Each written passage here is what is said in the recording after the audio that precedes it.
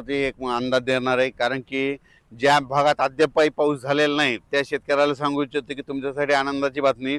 आज 30 जूनपासून ते 8 जुलैपर्यंत तुमच्यामध्ये राज्यात सर्वत्र सगळीकडे जोराचा पाऊस पडणार आहे, म्हणून हा अंदाज लक्षात यायचा. म्हणजे आज बऱ्याच भागामध्ये सांगायचं झालं तर विदर्भामध्ये 6-11 जिल्हे, वर्धा, नागपूर, भंडारा, गोंदिया, चंद्रपूर, यवतमाळ, अकोला, वाशिम, हिंगोली, अमरावती, बुलढाणा या आज मात्र बऱ्याच भागामध्ये जिथं पाऊस पडला नाही ते भागात देखील पडणार.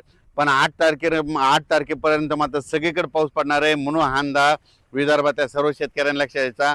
8 तारखेपर्यंत सगळीकडे पाऊस पडेल आणि सगळ्या विदर्भात शेतकऱ्याची पेरणी होणार आहे, म्हणून हे शेतकऱ्यांनी अंदाज लक्षात यायचा.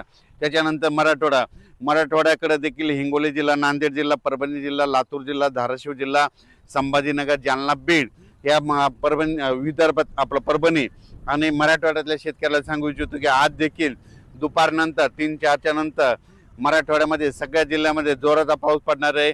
दररोज वेगवेगळ्या भागात पडणार आहे. 8 दिवसामध्ये सगळीकडे पडून जाईल.